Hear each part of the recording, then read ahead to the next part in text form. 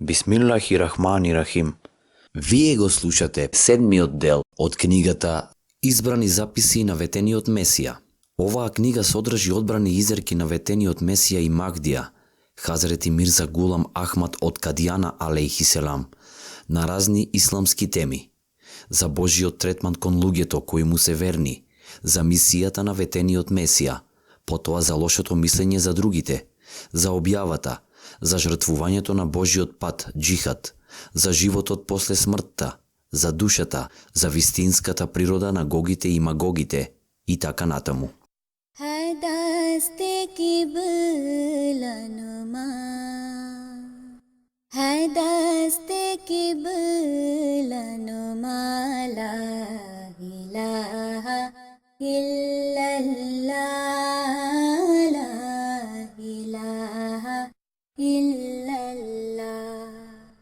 है दर्द दिल की दवा, है दर्द दिल की दवा, ला इलाहा इल्लल्लाह, ला इलाहा इल्लल्लाह. Душа. Размислувајќи спознаваме дека телото е мајка на душата.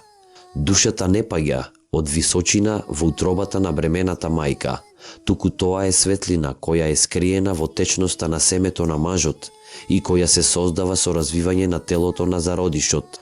Преку Божјата реч разбираме дека душата се создава од обликот кој во материцата настанува од течноста на семето на мажот, како што тој тврди во чесниот Куран. Тогаш ние тоа го развиваме во друго суштество. Затоа нека е благословен Аллах, најдобриот создател. Тоа значи, ние тогаш телото кое е подготвено во материцата, го доведуваме во нов облик, од кој развиваме нова форма на постоење, која ја нарекуваме душа.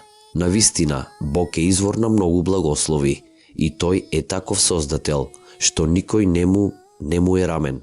Како што ниедна градина не може да биде зелена без вода, така ниеден иман, верување, не може да биде живо верување без добри дела. Ако постои верување, а не постојат дела, таквото верување е безвредно.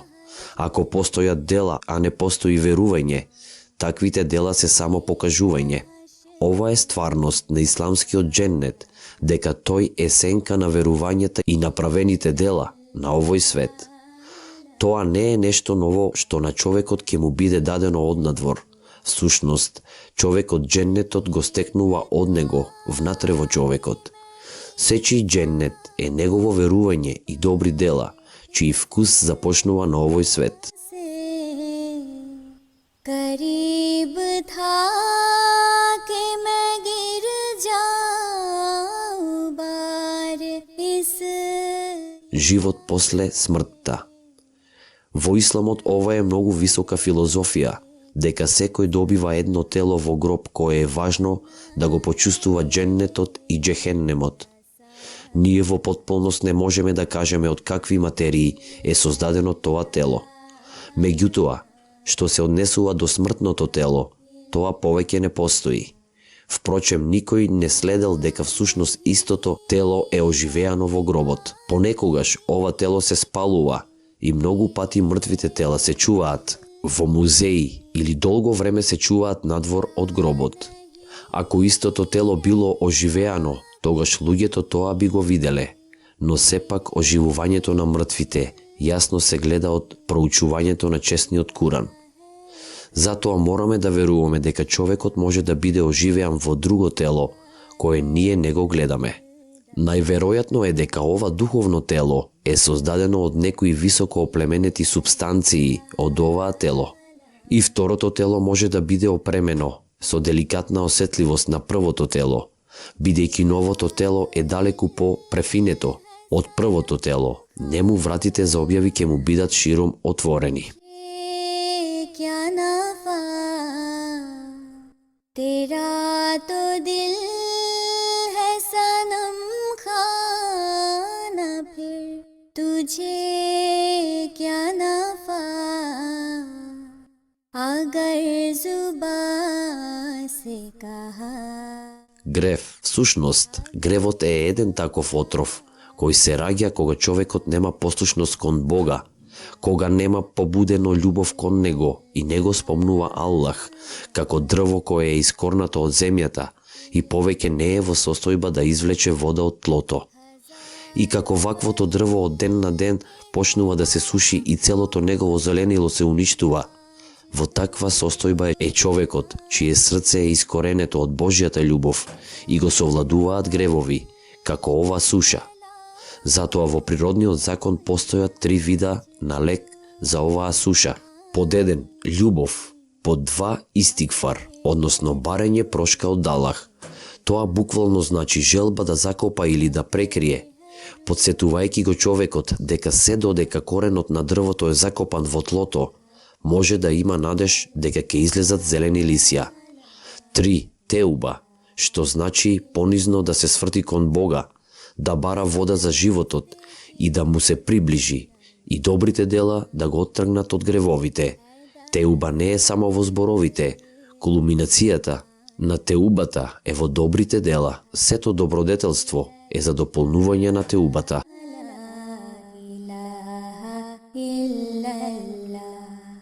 है दर्द दिल की दवा, है दर्द दिल की दवा, ला इलाहा इल्लल्लाह, ला इलाहा इल्लल्लाह. Спас, спасение.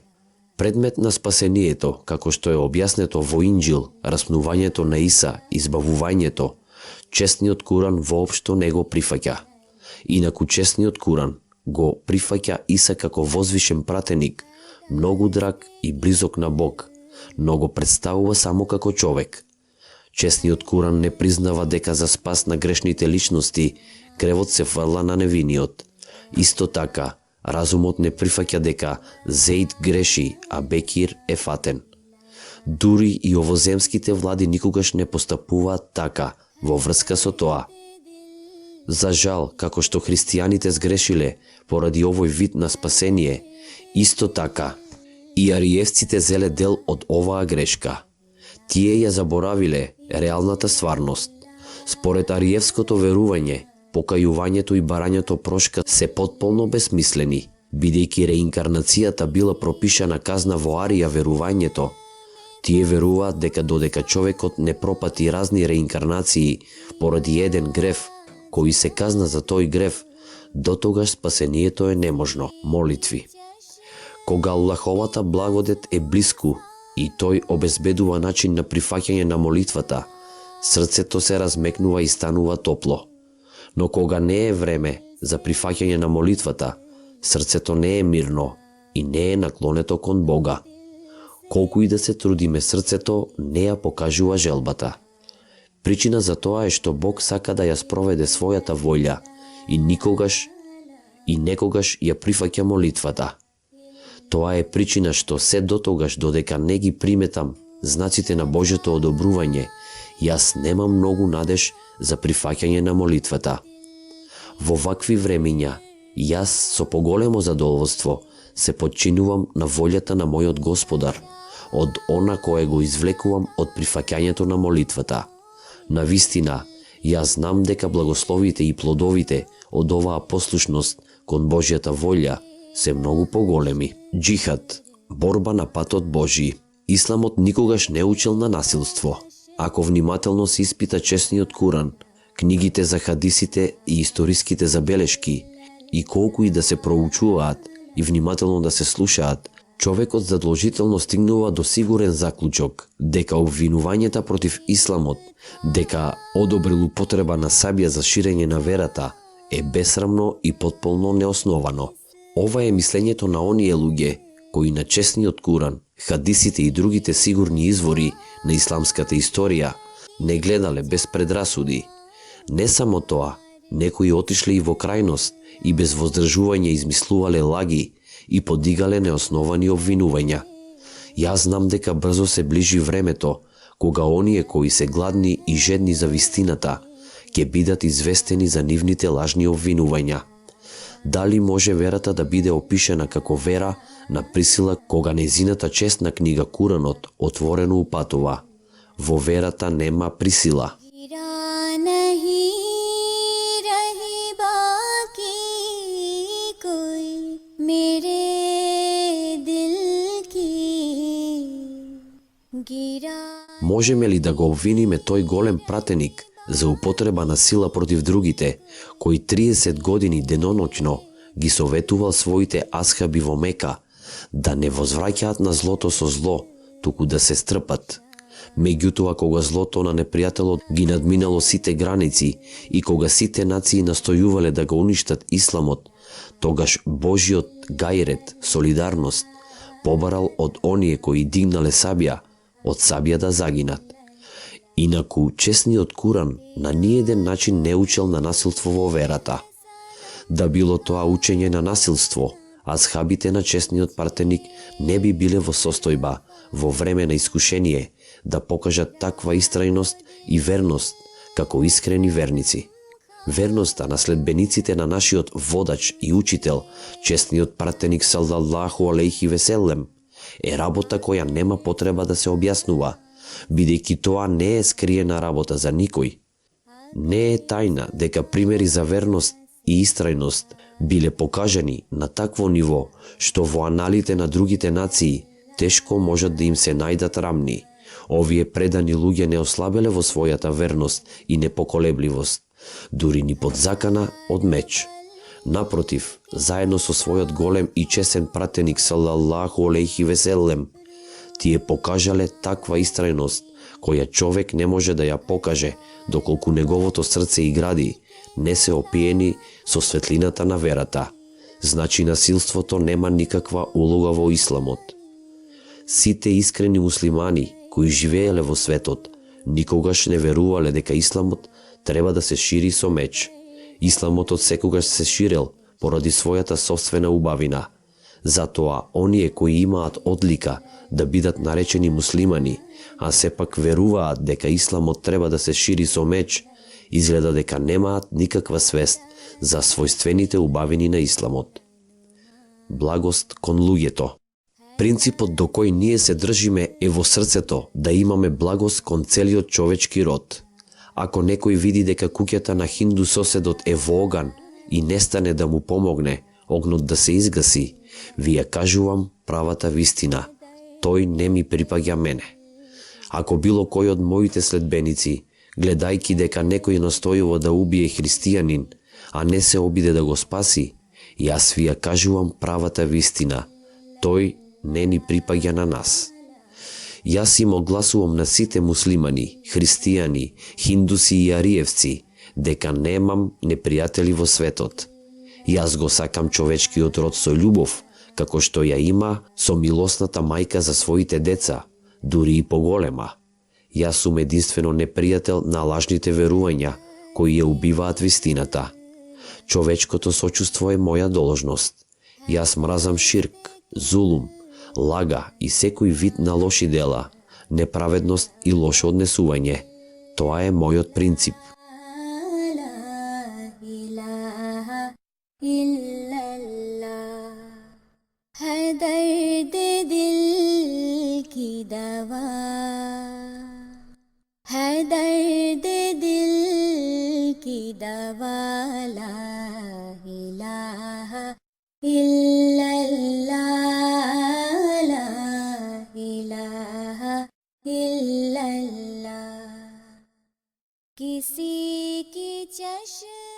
Вистинската природа на Гог и Магог.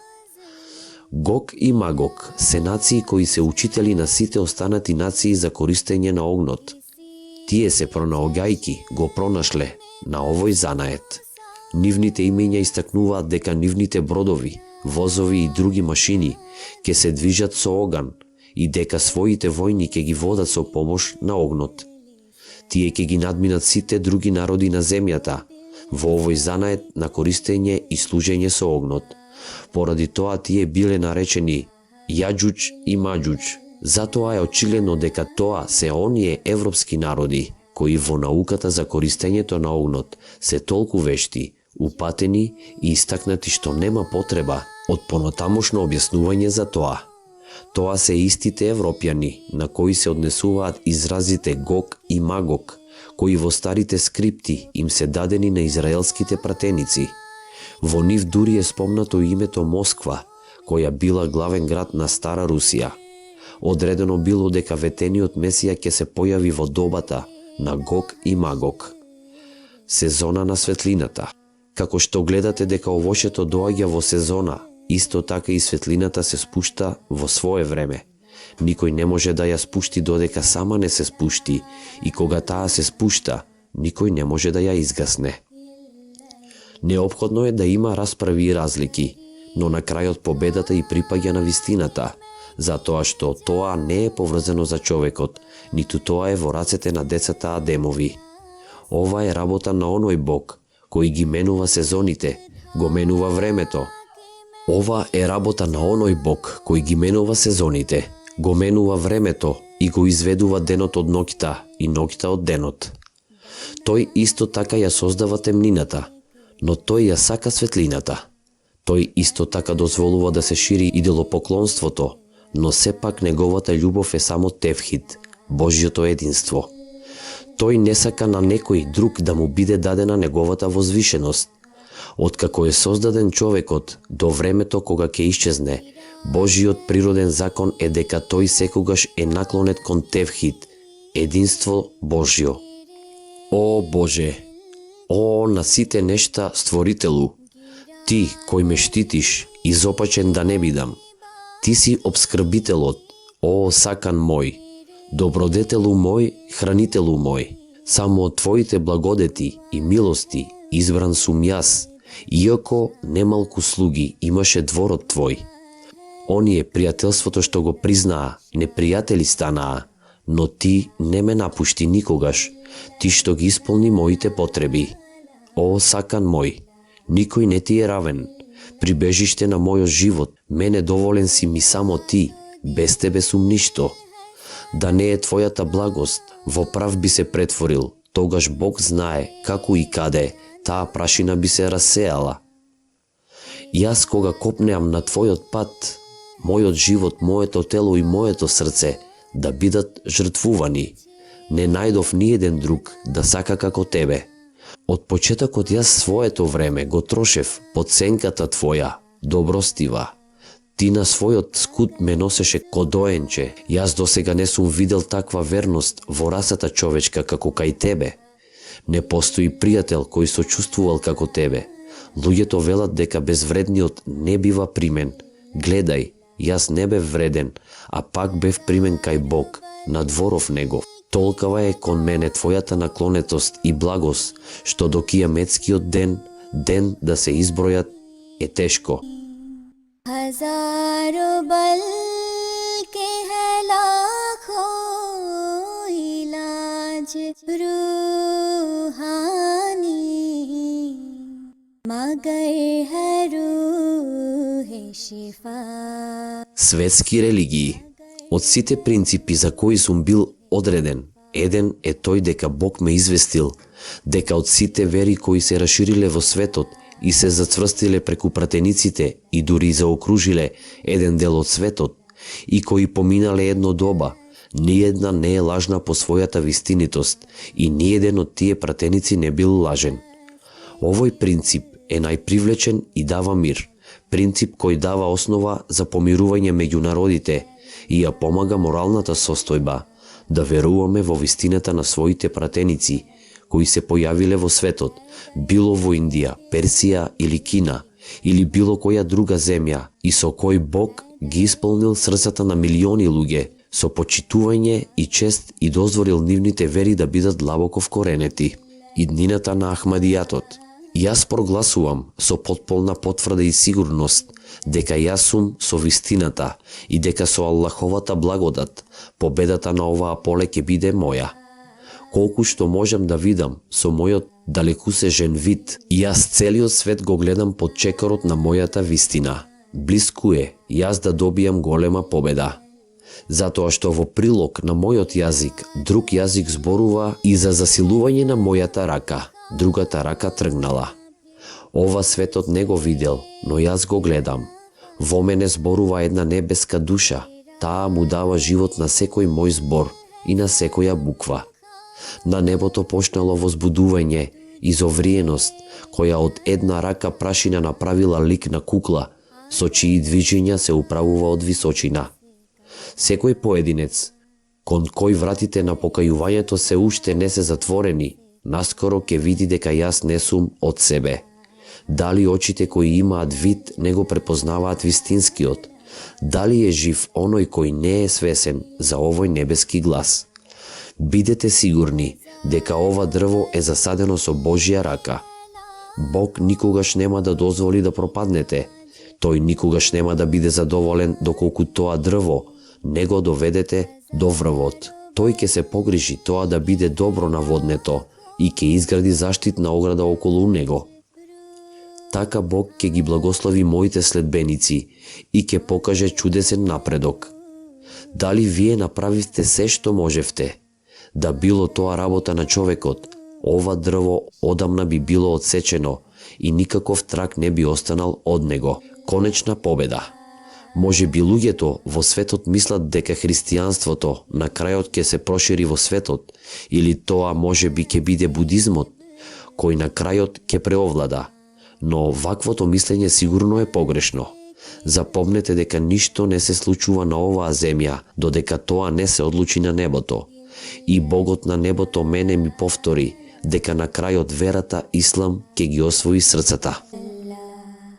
है दर्द दिल की दवा,